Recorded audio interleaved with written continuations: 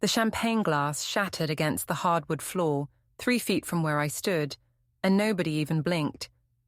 That's when I knew I'd become invisible in my own family. My son Daniel's wedding reception was in full swing at the Riverside Country Club, the kind of place where memberships cost more than most people's cars. I'd paid for half of it, drained my savings account to the tune of $32,000, because Emma said it was important, because our boy was getting married, and you only do that once, supposedly. I stood near the back wall, nursing a scotch I hadn't asked for, watching 300 guests I didn't know celebrate a union I had serious doubts about. Grace, my new daughter-in-law, held court in the center of the room like she'd been born to it. Maybe she had.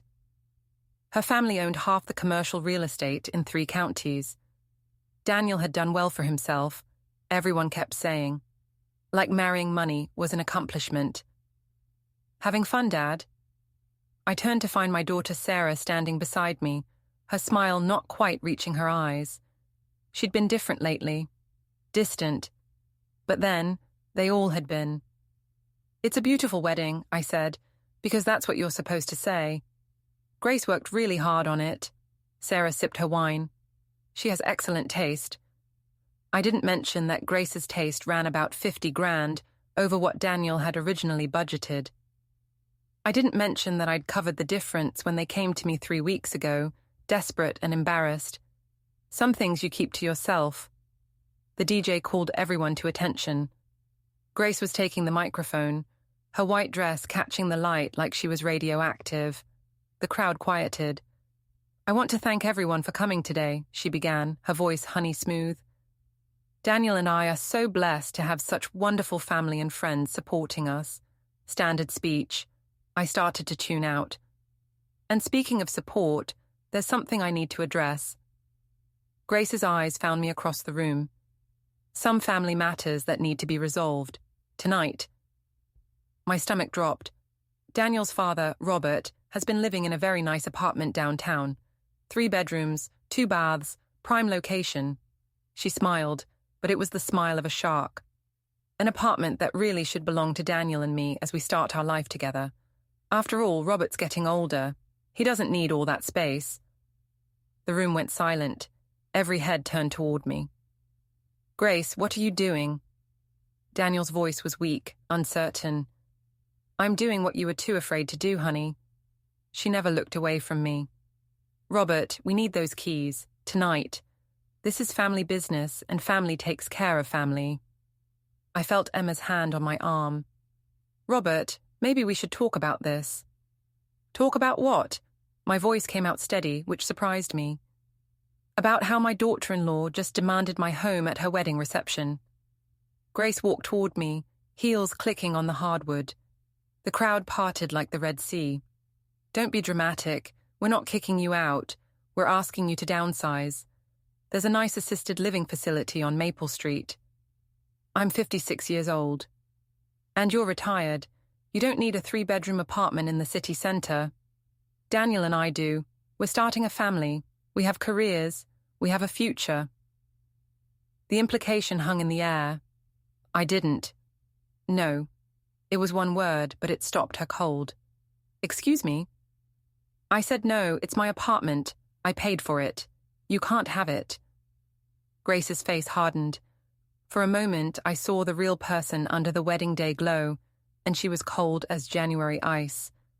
Then she slapped me. The crack echoed through the silent room. My cheek stung, but I didn't move. Didn't raise my hand to my face. Just stood there, looking at this woman my son had married, this stranger who thought she could take my life because it was convenient. "You selfish bastard," Grace hissed, "after everything this family has done for you." "Grace, stop." Daniel finally found his voice, but he made no move to touch her, to pull her back.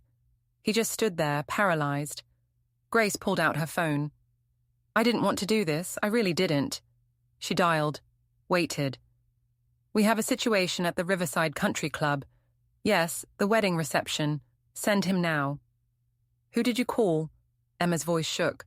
"Someone who understands how business works." Grace's smile returned. Someone who knows how to handle difficult situations.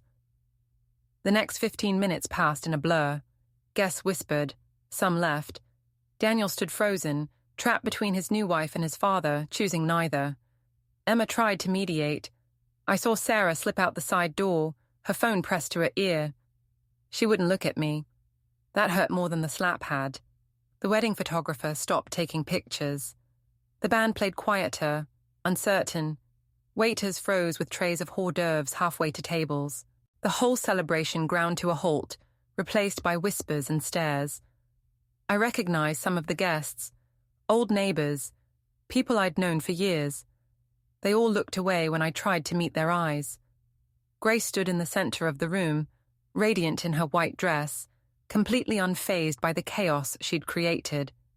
She checked her phone, scrolled through messages, smiled at something she read. "It'll be just a few minutes," she announced to the room. "Please, everyone, continue celebrating. This is just a minor family matter." But nobody moved, nobody talked. They all just stood there, watching me like I was an animal at the zoo. Then the doors opened and a man walked in. He was big, maybe 6'3", built like he spent serious time in the gym. Expensive suit, the kind you see on corporate lawyers or mob enforcers. His eyes swept the room with professional efficiency before landing on me. "Mr. Robert Henderson," his voice was polite, almost friendly. "That's me. My name is Victor. I represent the legal interests of Mrs. Grace Henderson and her husband Daniel." He pulled a document from his jacket. "This is a notice of eviction, filed this morning and approved by Judge Thornton. You have 72 hours to vacate the premises at 47 Riverside Drive, apartment 12C. I took the paper, read it. The legal language was dense, but the message was clear. "This says I'm a tenant, not the owner." "Correct. The property is owned by Henderson Family Trust, established by your son, Daniel Henderson, 6 months ago. You've been living there as a tenant, rent-free, which constitutes a verbal lease agreement that can be terminated with proper notice." "That's impossible. I bought that apartment. I have the deed." Victor's expression didn't change. "You signed over the deed as a gift to your son 8 months ago. I have the notarized documents. Your signature, witnessed by a legal notary." The room spun. "I never signed anything like that." "The documents say otherwise." Victor put the eviction notice back in his jacket. "I suggest you speak with a lawyer, but I'll tell you now, this is airtight. Judge Thornton reviewed everything personally. You have 72 hours. He turned and walked out, leaving me standing in the wreckage of my son's wedding reception. Emma was crying. Sarah had disappeared. Daniel wouldn't meet my eyes. And Grace stood there with a smile that said she'd won. I looked at my son one last time. "You're really going to let this happen?" Daniel opened his mouth, closed it, opened it again. "Dad, it's complicated. The apartment, we need it. For the business, it's not personal." "Not personal." I laughed, but there was no humor in it. "You just stole my home at your wedding reception, but it's not personal." "We'll help you find a new place," Emma said quickly. "Somewhere nice, somewhere appropriate for your age." "My age. I'm 56, Emma, not 80. "You have the heart condition," she said. "The doctor said you need to reduce stress. Maybe this is for the best." I stared at her, really looked at her, saw something in her eyes I'd never seen before. Something cold, calculating. "You knew," I said slowly. "You knew they were going to do this." She didn't answer, didn't need to. I left without another word. I didn't sleep that night. Instead, I sat in my apartment, the place I'd called home for 12 years, going through files, bank statements, legal documents, property records, everything. The apartment was quiet, too quiet. The walls seemed to close in on me as I spread papers across the dining room table. This table, solid oak, I'd bought at an estate sale when I first moved in. Now, apparently, it belonged to Daniel, too. The truth was worse than I'd imagined. 8 months ago, I'd signed what I thought was a medical power of attorney. Emma had brought it to me on a Tuesday afternoon, I remembered now. She'd made my favourite dinner, pot roast with carrots and potatoes. She'd poured me a scotch. She'd been unusually affectionate. "Just a precaution," she'd said, sliding the papers across the table. "In case anything happens with your heart. This way the kids can make medical decisions if you're incapacitated." The lawyer was a friend of the family, she'd said. Gerald Hutchins, someone we'd known for years. Everything was fine.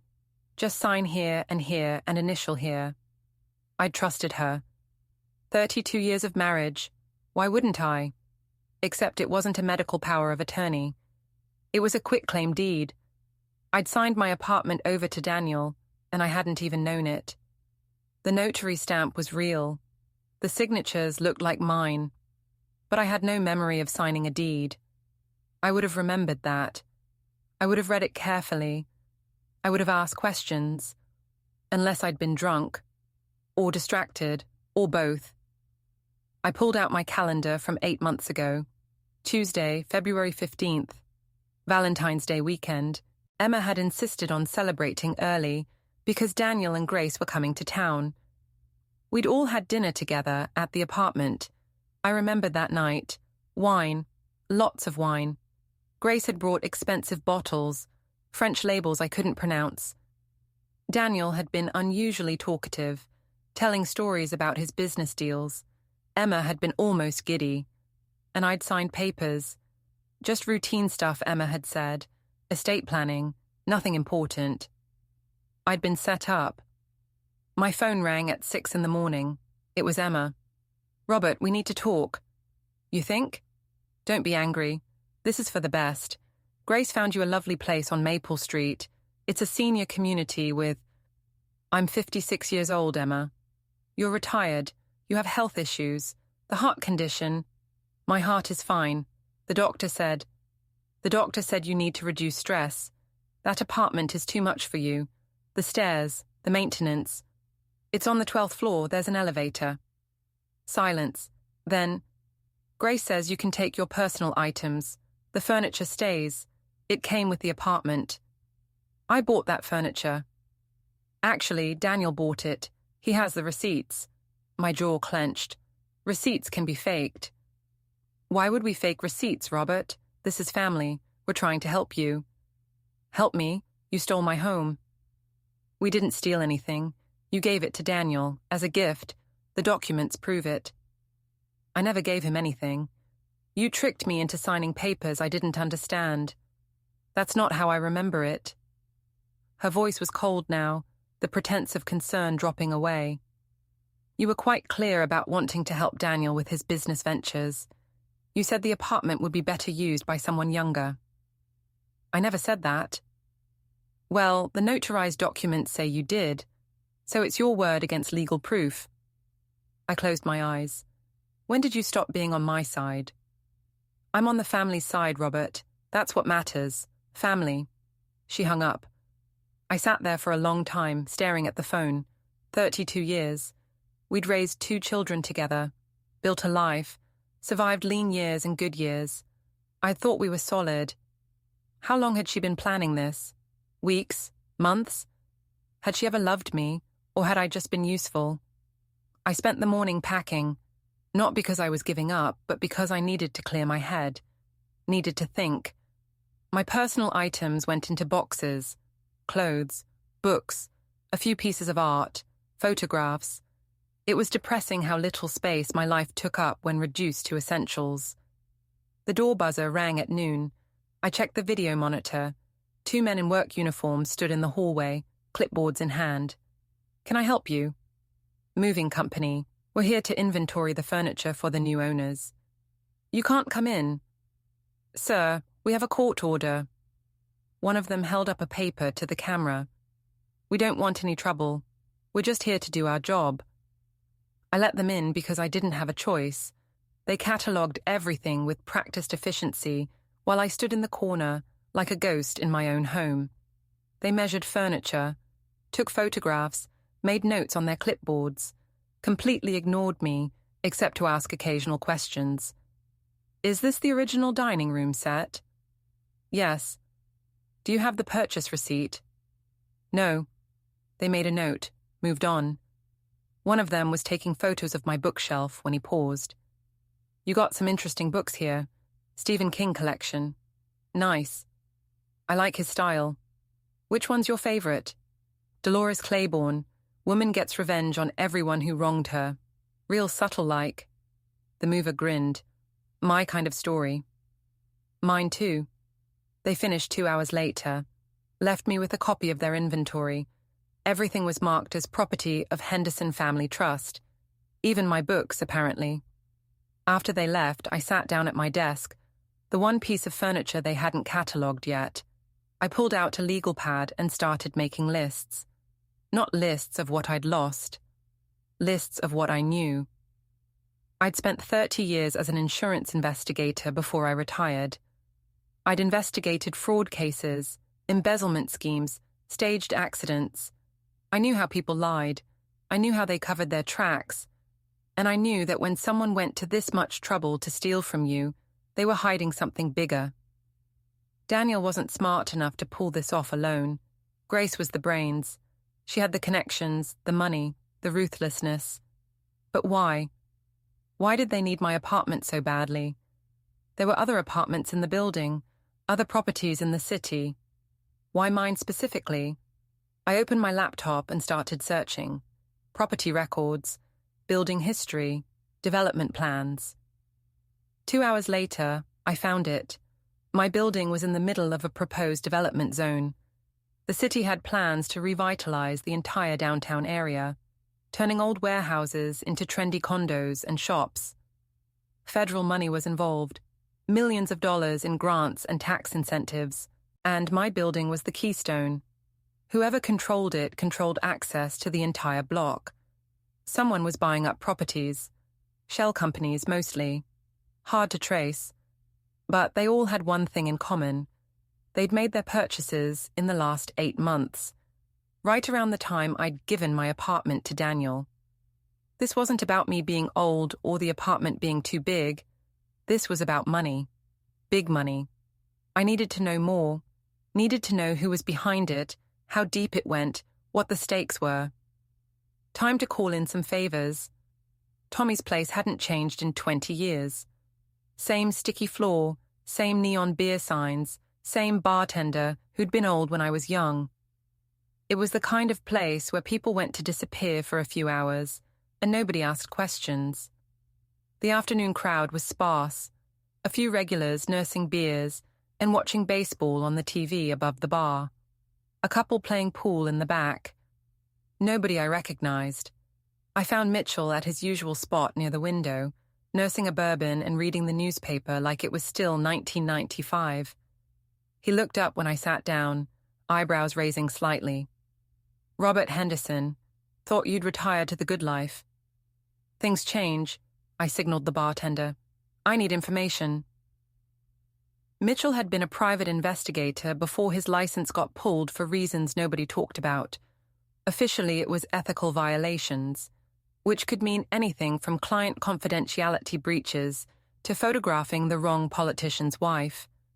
Now he did consulting work, which meant the same thing but without the paperwork. Information costs money, he said, folding his newspaper. I have money. You have a son who just took your apartment. Heard about that. Whole town's talking. Small towns. You couldn't breathe without someone knowing your business. I gave him the basics, the wedding, the slap, the eviction notice. Mitchell listened without interrupting, his face giving nothing away. That's what I need information about, I finished. Daniel and Grace. I want to know everything. Their finances, their business dealings, their friends, everything. Mitchell took a long drink. You asking me to investigate your own son? I'm asking you to find out why my son needed my apartment so badly he was willing to forge legal documents to get it. That got his attention. Forged. Or coerced. Either way, something's not right. You got proof? Not yet. That's why I'm here. Mitchell signaled the bartender for another round. This is going to cost you, and it might get ugly. It's already ugly. Fair point.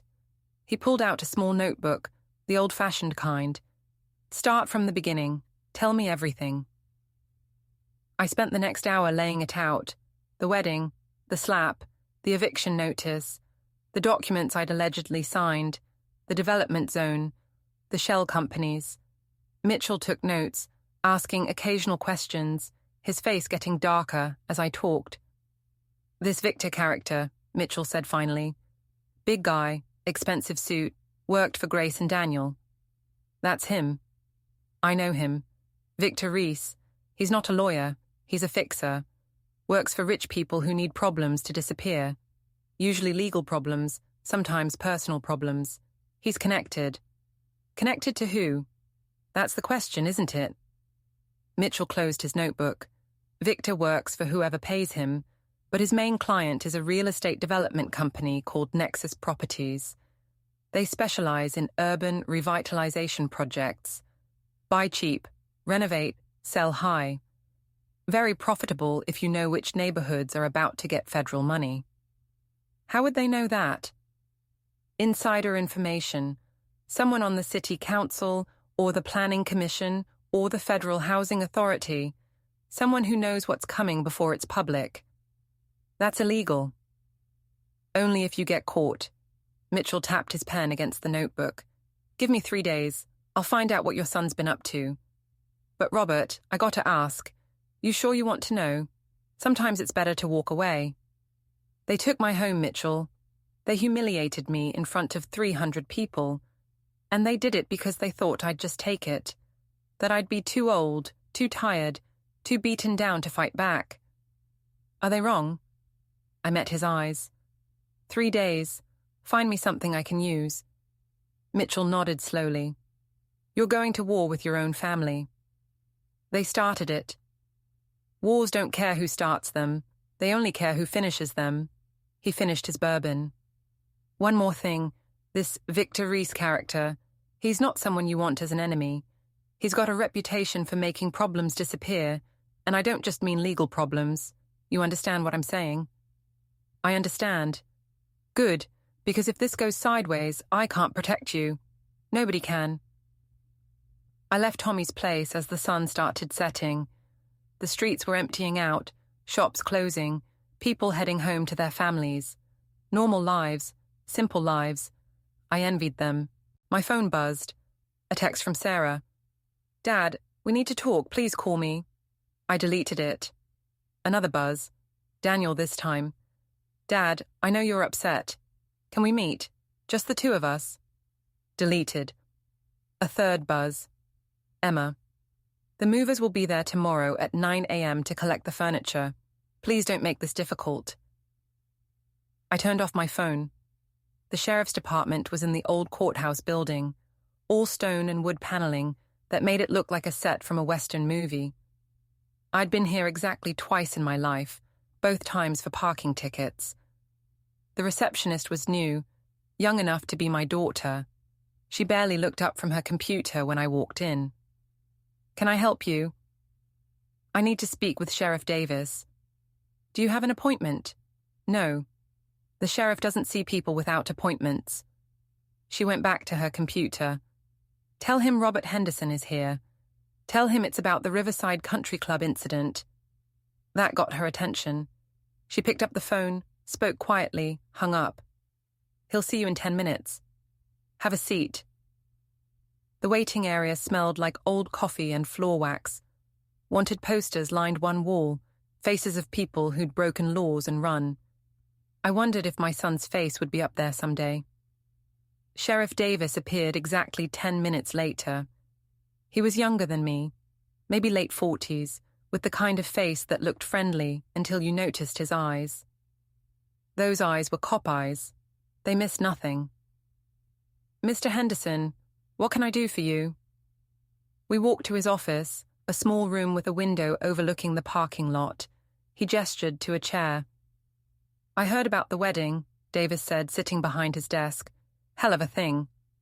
You heard? Everyone heard. Half the guests called someone. By midnight, the whole town knew. Your daughter-in-law made quite an impression. She's good at that. Davis leaned back in his chair, studying me. So what brings you here? You filing assault charges for the slap? No, I'm here about the eviction notice and the documents I supposedly signed 8 months ago. I laid out the situation, the forged deed, the suspicious timing.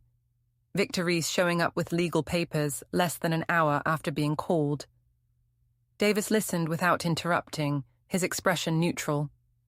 And you're filing a complaint? He asked when I finished.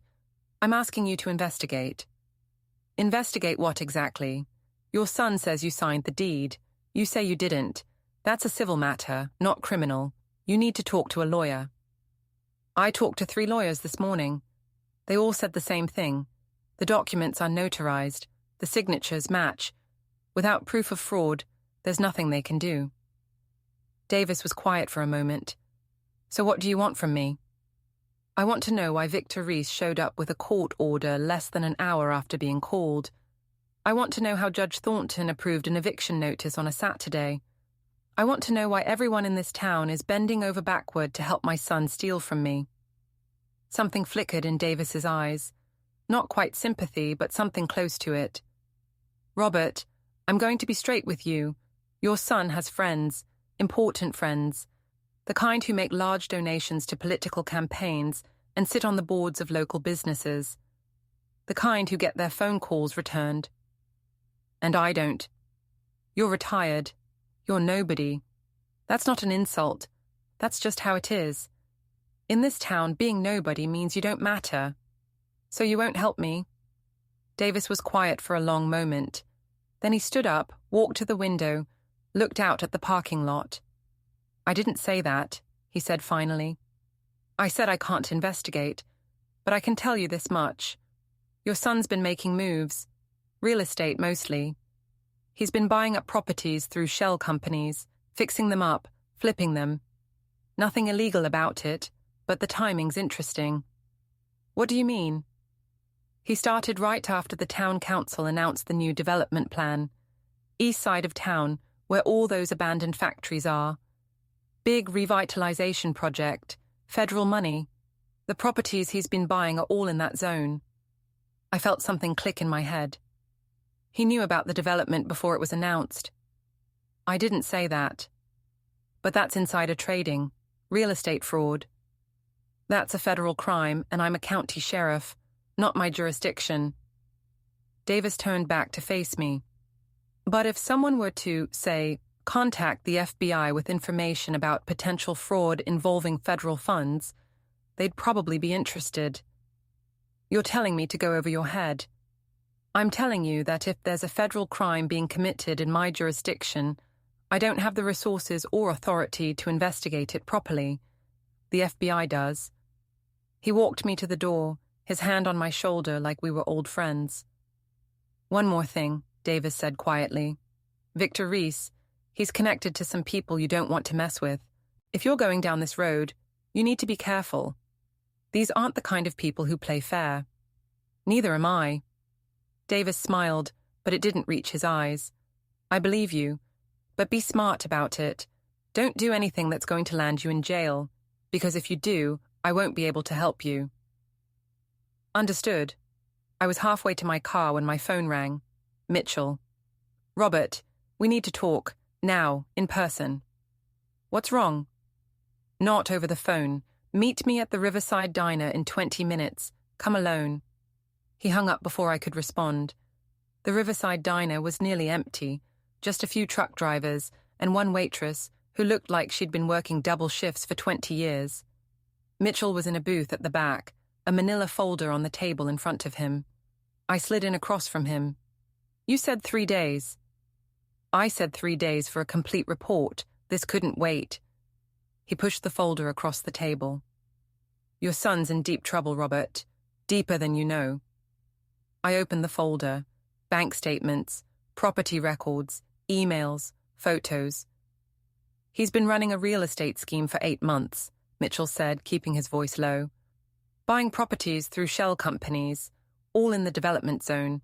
He's got partners, local businessmen, a few politicians, even a judge. Judge Thornton, among others. They're all in on it. insider trading on a massive scale.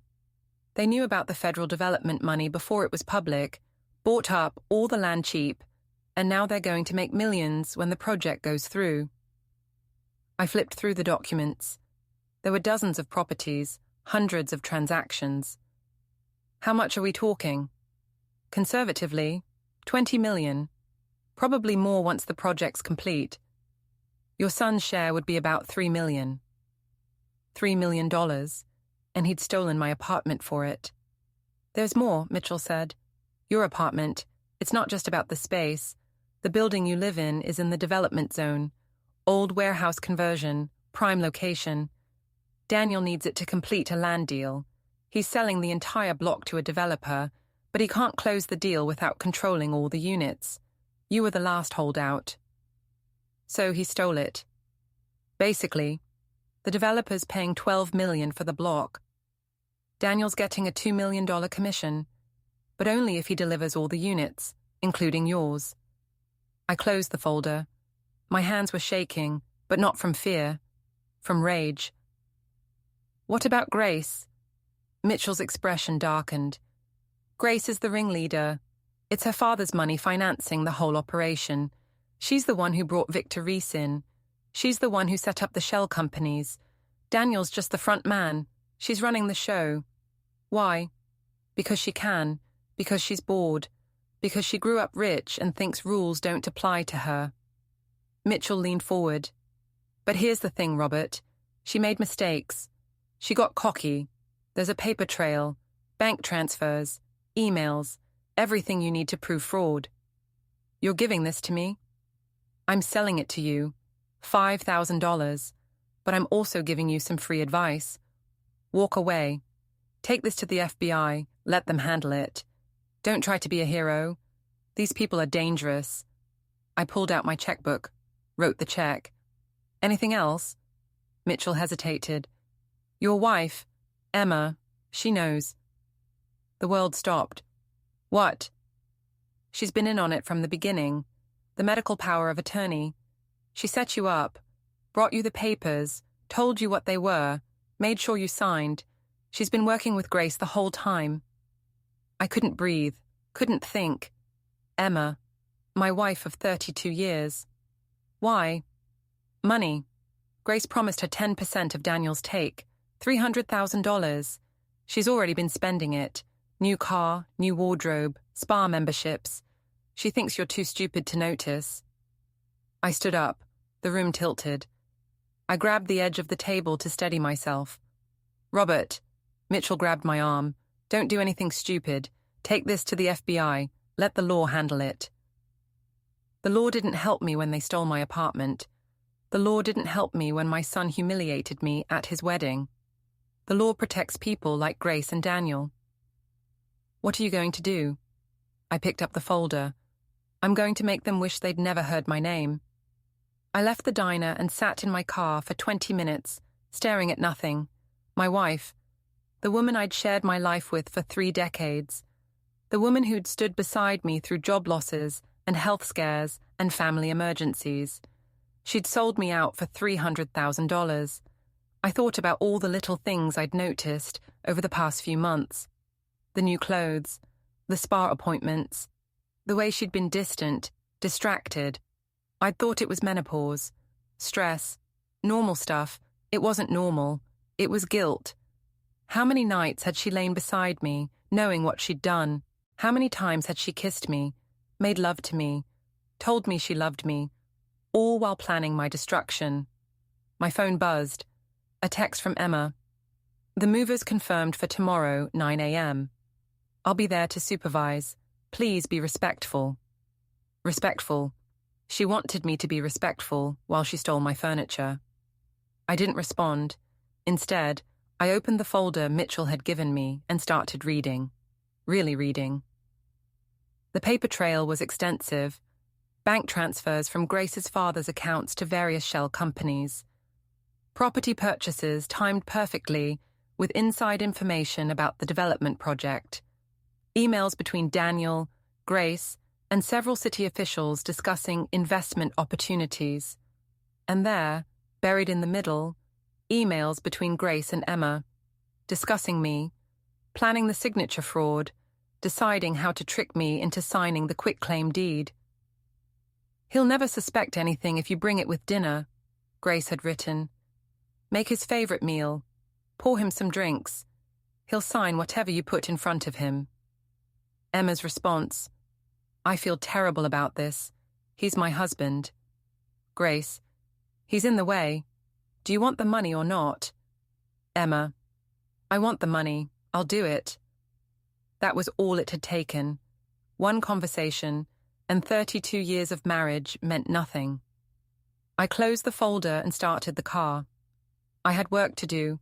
I spent 3 days in a motel room on the edge of town, the kind of place where you paid cash and nobody asked questions.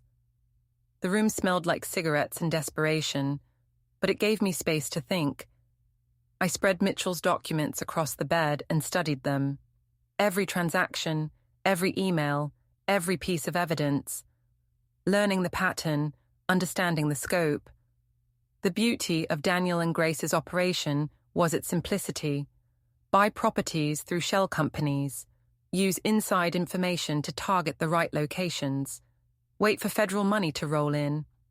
Sell high. Keep everything just separate enough to look legal. They'd made 2 critical mistakes. First, they'd kept records. Every transaction was documented. Every email saved. Every meeting noted.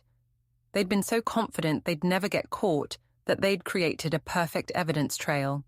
Second, they'd been greedy. My apartment wasn't enough. They'd also stolen from the other unit owners in my building. Forged signatures, fake agreements, a dozen different frauds that would all unravel if anyone pulled hard enough on the thread. I just needed to figure out where to pull.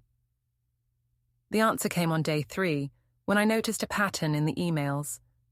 Grace and Daniel had been corresponding with someone identified only as TK about the development project. Private emails, more careful than the others, but Mitchell had cracked them. TK was Thomas Kellerman, Deputy Director of the Federal Housing Authority, the man responsible for approving development grants, and he was taking bribes. The emails were coded, but not well. Consulting fees that matched up with property purchases. Investment opportunities that appeared days before federal grant announcements. Wire transfers to offshore accounts. This was bigger than real estate fraud. This was federal corruption. The kind of thing that brought down politicians and destroyed careers. But I wasn't ready to involve the FBI yet. Not until I'd made Grace and Daniel suffer the way they'd made me suffer. I needed to hit them where it hurt. Their money, their reputation, their future. I needed to destroy them, and I needed to do it legally. On the 4th day, I checked out of the motel and drove back to the city. My apartment was still mine for another 48 hours. Time to use it. I set up my laptop on the kitchen counter and started uploading documents. Everything Mitchell had found. Everything I'd discovered. Every email, every bank statement, every piece of evidence of fraud. I created a secure cloud server, encrypted with a password only I knew. Then I made backups. 3 different locations, 3 different services. If something happened to me, the evidence wouldn't disappear with me. Next, I made phone calls. The first was to Jack Brennan, my old partner from the insurance investigation days. He'd moved up in the world since we'd worked together, became a forensic accountant for a big firm in the city. The kind of guy corporations called when they suspected embezzlement. "Robert Henderson, heard you retired." "I did." "Didn't take," Jack laughed. "Never does. What can I do for you?" "I need an expert analysis of financial documents, real estate transactions, shell companies, potential fraud. Can you meet me?" "When?" "Tomorrow, my place. I'll pay your consulting rate." "This official or personal?" "Personal, but it might become official real fast." Jack was quiet for a moment. "You in trouble?" "Not me, my son. And I need to know exactly how much trouble before I make my next move." "I'll be there at 10. The second call was to Gerald Hutchins, the lawyer who'd notarized the quitclaim deed, the family friend who'd helped Emma trick me into signing away my home. "Robert, I heard about the wedding. Unfortunate situation. We need to talk, in person. I'm not sure that's a good idea. Given the circumstances, there might be a conflict of interest." "There's definitely a conflict of interest. That's why we need to talk. Tomorrow at 1. Your office. If you're not there, I'll be filing a complaint with the State Bar Association by 2. "Robert, I don't respond well to threats." "It's not a threat, Gerald. It's a schedule. See you tomorrow." I hung up before he could respond. The third call was the hardest. Sarah. She answered on the first ring. "Dad, finally, I've been trying to reach you for days." "I know. We need to talk about the apartment, about Mom and Daniel, about everything." "You knew, didn't you, about what they were planning?" Silence. Then, "I knew Daniel wanted the apartment. I didn't know how he was going to get it. I swear, Dad, if I'd known about the forged documents, I would have stopped it." "But you didn't stop Grace from slapping me at the wedding." "I didn't know she was going to do that. Nobody did. She just snapped." "Dad, she's not a good person. Daniel made a mistake marrying her, but he's in too deep now to get out." "How deep?" "I don't know the details, but I know it's bad. Grace's family has him on a leash. He does what they say, or they cut him off. And Daniel's gotten used to the money, the lifestyle. He can't go back to being ordinary. So he sold me out." "He's weak, Dad. He always has been. You know that." I did know that. Daniel had always been a follower, not a leader, always looking for the easy path, the shortcut. I'd hoped he'd outgrow it. Instead, he'd married someone who exploited it. "What about Emma?" I asked. Sarah's voice dropped. "Mum's changed. Ever since she started spending time with Grace, she's been different. Materialistic, status-obsessed. She's not the person we grew up with. She helped them steal my apartment." "I know. And I'm sorry. I should have warned you, but I didn't know until it was too late. By the time I figured out what was happening, you'd already signed the papers. You could have told me after. I tried. Remember 3 months ago when I came to visit? I tried to bring it up, but you seemed so happy, so content. I couldn't bring myself to destroy that. I remembered. Sarah had come for dinner, been unusually quiet, left early, claiming she had work to do. I'd thought she was stressed. Turned out she was guilty. "I need you to do something for me," I said, "anything. Stay out of this. Whatever happens next, stay out of it. Don't take sides, don't get involved, protect yourself." "Dad, what are you planning?" "I'm planning to get my life back, and I don't want you caught in the crossfire." "You're scaring me." "Good, you should be scared, because this is going to get ugly, and when it does, I need to know you're safe. Promise me." "I promise. But Dad, please be careful. Grace's family is dangerous. They have connections, resources. If you go after them..." "They went after me first." "I know, but that doesn't mean you'll win." "I don't need to win. I just need them to lose." I hung up before she could argue. Jack Brennan arrived at exactly 10 o'clock, carrying a leather briefcase and wearing a suit that cost more than my car. He'd done well for himself. I was happy for him. "Nice place," he said, looking around the apartment. "I can see why your son wants it. He can't have it." "That's why I'm here." Jack set his briefcase on the dining room table. "Show me what you've got." I gave him everything. Mitchell's documents, my own research, the emails, the bank statements, the property records. Jack spread it all out, his eyes scanning with professional efficiency. He worked in silence for 2 hours, occasionally making notes, sometimes pulling out his laptop to cross-reference information. I made coffee, watched him work, remembered why we'd been good partners. Finally, he sat back. "This is beautiful. Beautiful. From a forensic accounting perspective, they've created a textbook example of real estate fraud, shell companies, insider trading, money laundering, bribery. It's all here, documented and organized." How much are we talking about? Jack pulled out a calculator, started punching numbers. Conservatively, the total operation is worth about $25 million. That's property value, expected profits, development fees. Your son's share is approximately $3 million. Grace's family is the majority stakeholder at about $15 million. The rest is split among various partners. And my apartment? Your apartment is the linchpin. Without it, they can't complete the block sale. The developer won't close without all units. So your apartment, worth maybe $400,000 on the open market, is actually worth $2 million to them because it unlocks a $12 million deal. I felt sick. They destroyed my life over $2 million. Welcome to real estate development. Jack closed his laptop. Here's what you need to know. This operation is illegal on multiple levels. Federal fraud, state fraud, bribery, conspiracy.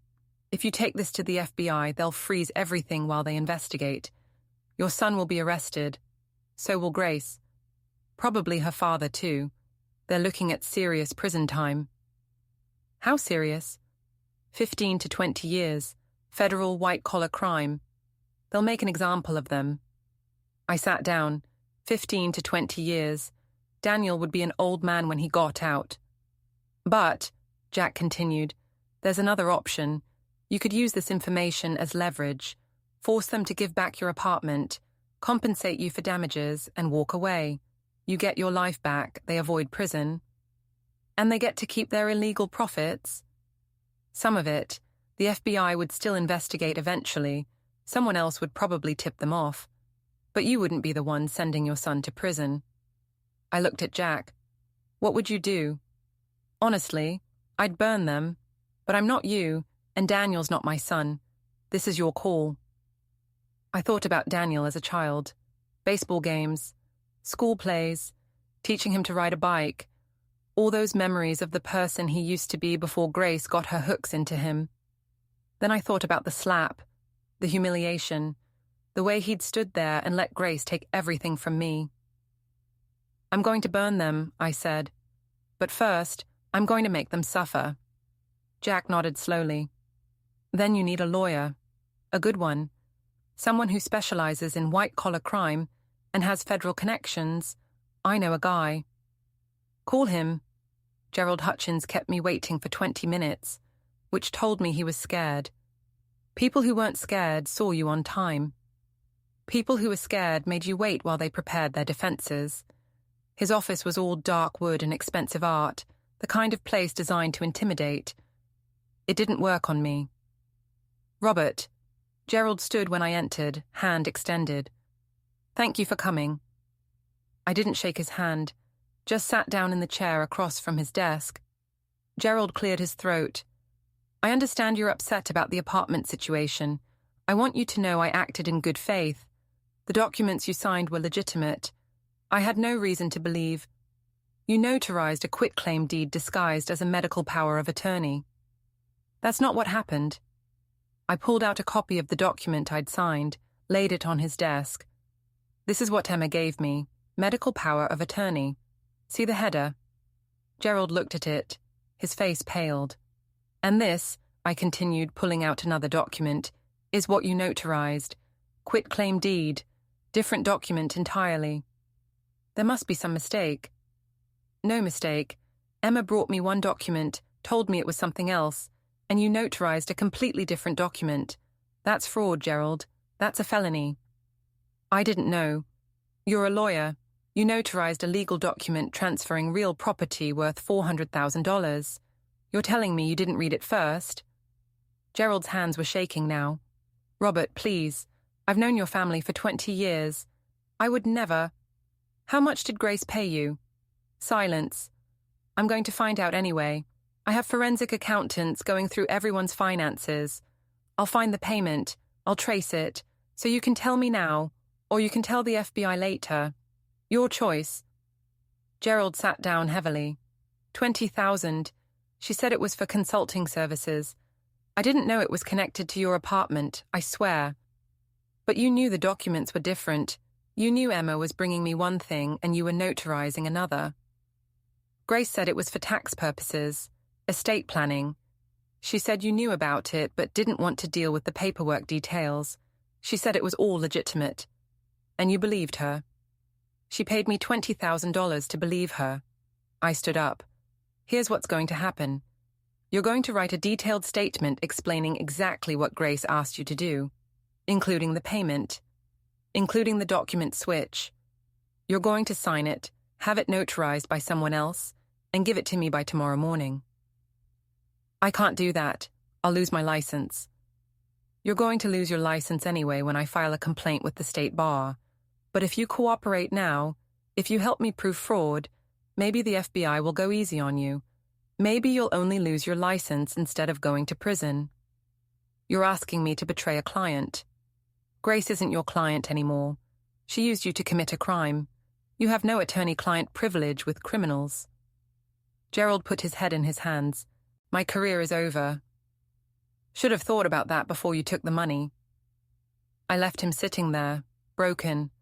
I didn't feel good about it, but I didn't feel bad either. He'd made his choice. My phone rang as I reached my car. Mitchell. Robert, we've got a problem. What kind of problem? The kind with guns. Someone's been asking questions about you. Professional questions. The kind that usually come before someone gets hurt.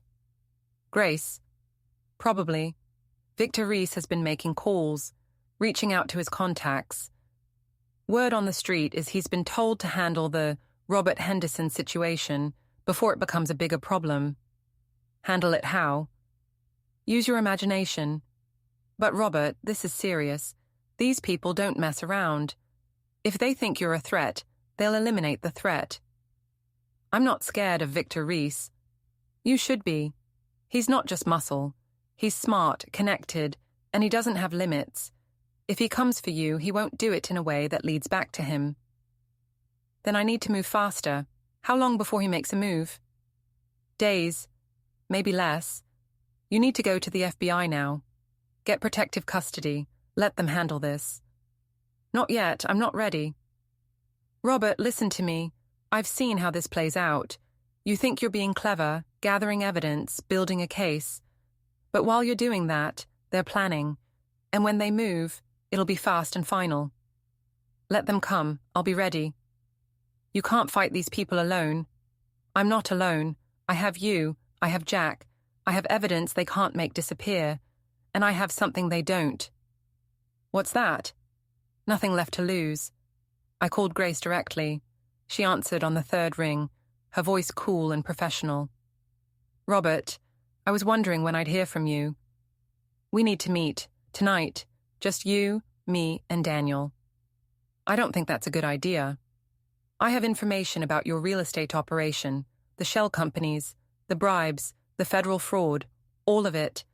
We can discuss this civilly, or I can take it to the FBI tomorrow morning. Your choice. Silence. Then, where? My apartment, 8 o'clock, come alone. If I see Victor Reese or anyone else, the meeting's off and the FBI gets everything. You're bluffing. Try me. I hung up. They arrived at 7:45, which told me they were more scared than angry. Grace, Daniel, and despite my warning, Victor Reese. The enforcer stayed by the door, arms crossed, face expressionless. I said alone, I told Grace. Victor goes where I go. Deal with it. I shrugged. Didn't matter. What mattered was what happened next. My apartment was nearly empty now. The movers had taken most of the furniture. Only a few pieces remained, scheduled for pickup tomorrow. It looked like a crime scene. Maybe it would be. I opened my laptop, turned it to face them. The website was on screen, ready to go live. Every document, every email, every piece of evidence. This is everything, I said. Every deal, every bribe, every forged document. Tomorrow morning, unless I stop it, this goes public. The FBI gets a copy. The media gets a copy. Everyone gets a copy. Daniel's face went white. Dad, you can't. Can't I?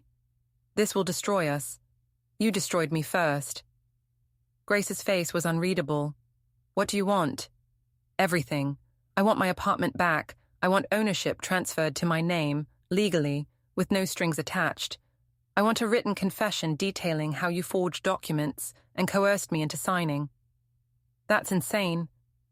I want Emma's share of your operation transferred to me. $300,000. I want it in my account by tomorrow morning. Emma? Daniel looked confused. Your mother was in on it, I said, watching his face. She helped them steal from me. For money. Daniel sat down heavily. That's not possible. It's in the documents. Bank transfers. Emails.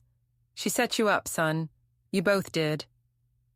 Grace's expression didn't change, but I saw calculation in her eyes. Even if we agreed to all that, what's to stop you from going to the FBI anyway? Nothing. But I won't. As long as I get what's mine, I don't care what happens to you. But if you refuse, or if anything happens to me, everything goes public. Automatical. Miss 3 check-ins in 24 hours. The website goes live. Permanently. You're bluffing. Am I? I pulled out my phone, showed them the app. This is connected to the website. Every 8 hours, I enter a code. If I don't, the countdown starts. Miss 3 codes, everything publishes automatically. Can't be stopped. Can't be undone. Victor Reese spoke for the first time. We could just take your phone. Go ahead. The app requires biometric authentication, my fingerprint and facial recognition. Force me to unlock it, and it triggers immediately. The only way to stop it is to give me what I want. You've thought this through, Grace said. I had time. You stole my home, stole my wife, stole my life. What else did I have to do? Daniel stood up, his face red. How can you do this? I'm your son. And you stole from me. You humiliated me. You took everything I had because you thought I'd be too weak to fight back. You were wrong. Dad, please. Grace made me do it. Her family threatened me. I didn't have a choice. Everyone has a choice. You chose money over family. Now you get to live with that choice. Grace stood up, smoothing her dress. 72 hours isn't enough time. We need at least a week to liquidate assets, transfer deeds, gather the cash. You had no problem evicting me in 72 hours. You get the same courtesy. That's unreasonable. So was slapping me at your wedding reception. So was stealing my home. I guess we're both unreasonable people. Victor Reese moved away from the door, taking a step toward me. Maybe we should discuss this more, persuasively. I looked at him. I've got 3 trusted people who know about this meeting. If I don't contact them by 9 o'clock, they call the FBI. So go ahead. Persuade me. See what happens. Grace put a hand on Victor's arm. Stand down. Victor looked at her, then at me, then stepped back. But his eyes promised violence. Later, when I wasn't protected by digital insurance. We need to discuss this privately, Grace said. Daniel and I need to talk to our lawyers, our accountants, figure out how to make this work. You have 48 hours, not 72. I'm being generous. After that, everything goes public and you can discuss it from jail. That's not enough time. Then work faster. They left without another word. Victor Reese gave me a look that promised violence, but he followed Grace out. I sat alone in my empty apartment and waited for the phone to ring. It rang at midnight. Grace, we agree to your terms, but we need 1 week, not 48 hours. Daniel's assets are tied up in various investments. The apartment deed is complicated. The cash transfer will take time. 48 hours. Be reasonable, Robert. We can't move that fast. You moved pretty fast when you wanted to evict me. 72 hours from wedding to eviction notice. I'm giving you 48 for everything.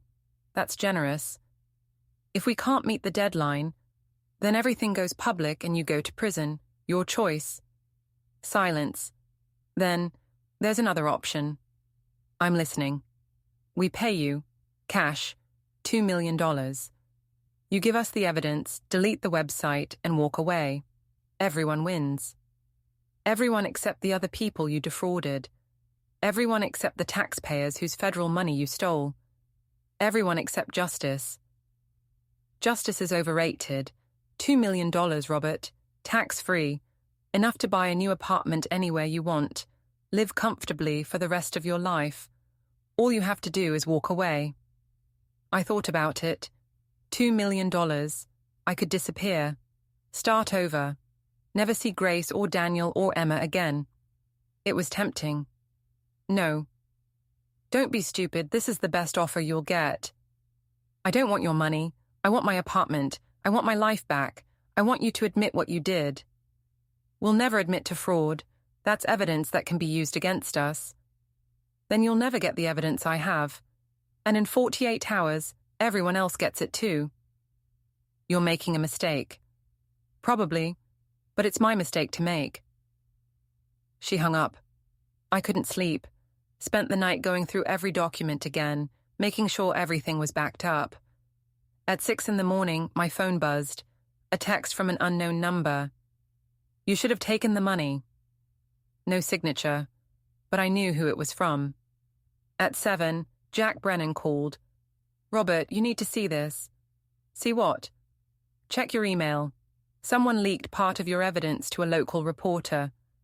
Not the full story, just enough to start asking questions. I opened my laptop. There it was, an article in the local paper. Questions raised about downtown development deals. Federal investigation possible. The article didn't name names, but it laid out the basics. Shell companies, suspicious timing, properties bought right before federal grants were announced. It quoted anonymous sources, mentioned ongoing investigations. Who leaked it? I asked Jack. No idea, but whoever did knew exactly what to release and when. This is going to accelerate everything. The FBI will have to investigate now. It's public. Is that good or bad? Depends on your goals. If you wanted to control the timing, it's bad. If you wanted to force Grace and Daniel into a corner, it's good. They can't make this disappear now. I thought about it. The leak changed everything. Grace couldn't pay me off, couldn't threaten me, couldn't make me disappear without drawing massive attention. Someone had helped me. But who? My phone rang again. Sheriff Davis.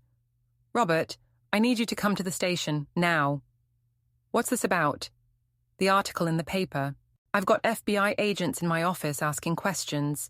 They want to talk to everyone involved in the downtown development project, including you. Am I under investigation? No, but your son is. So is Grace. So are about 15 other people, and they're going to want to know what you know. I'll be there in an hour. Make it 30 minutes. These guys don't like to wait. Special Agent Karen Martinez looked like she could break me in half without breathing hard. She was maybe 40, built like an athlete, with eyes that saw through lies. Her partner, Special Agent Thomas Kim, was younger, quieter, but just as intense. They'd taken over Sheriff Davis's office, turned it into a temporary command center. Mr. Henderson, thank you for coming in. Martinez gestured to a chair. We have some questions about your son's real estate activities. I'll tell you whatever you want to know. Smart man. She pulled out a folder, laid photos on the desk. Properties, buildings, documents. Do you recognize any of these? That's my apartment building. Those are properties in the development zone. I've seen most of these in the documents I've been collecting. Kim leaned forward. What documents? I pulled out a flash drive. Everything. Bank records, emails, property transfers, shell company registrations, bribery evidence. It's all here. Martinez took the drive like it was made of gold. How did you obtain these documents? I hired a private investigator. He's licensed. Everything he did was legal. I can give you his contact information. We'll need that. She plugged the drive into a laptop, started scrolling through files. Her eyes widened. This is comprehensive. I'm a retired insurance investigator. I know how to document fraud. Mr. Henderson, Kim said, you understand that your son could face serious prison time based on this evidence? I understand. And you're okay with that? He stole my home. He humiliated me. He chose this path. I'm just making sure he faces the consequences. Martinez looked at me with something like respect. Most parents wouldn't do this. Most parents don't get slapped at their son's wedding reception. She almost smiled. Fair point. What can you tell us about Grace Henderson's role in all this? I spent the next 3 hours telling them everything. The wedding, the forged documents, the lawyer who'd been paid off, Emma's involvement, the shell companies, the bribes, everything. They recorded it all, asked questions, took notes, called in other agents to hear specific parts. At noon, Martinez sat back. Mr. Henderson, I'm going to be straight with you. This is one of the most well-documented fraud cases I've ever seen. Between your evidence and what we've been developing independently, we have enough to indict at least 20 people, including your son. How long? The investigation will take months, but the indictments could come as soon as next week. We're moving fast because the longer this stays public, the more chance someone destroys evidence. What about my apartment? That's trickier. The deed transfer will be part of the evidence. We can't just give it back to you until the case is resolved. Could take years. Years? Federal cases move slowly, but if you're patient, you'll get your apartment back eventually. Plus, probably significant compensation for damages. Eventually doesn't help me now, Kim spoke up. There might be another option. If your son agrees to cooperate, to plead guilty and testify against the others, we could work out a deal. Part of that deal could include immediately returning your property. Daniel won't cooperate. Grace won't let him. Grace won't have a choice. Once we arrest her father, freeze all their assets, and make it clear they're facing 20 years in federal prison, people get real cooperative real fast. Martinez handed me a business card. Go home, Mr. Henderson. Stay safe. Don't confront anyone else. Let us handle it from here. You've done enough. When will you make arrests? Soon, very soon. I left the sheriff's office feeling lighter than I had in weeks. The FBI was involved. Grace and Daniel were finished. Justice was coming. I should have known it wouldn't be that simple. I was halfway to my car when someone grabbed me from behind, a hand over my mouth, an arm around my chest, dragged backward into an alley before I could scream. Victor Reese's voice in my ear. Don't fight. Don't yell. Just listen. He turned me around, slammed me against a wall. His face was calm, professional.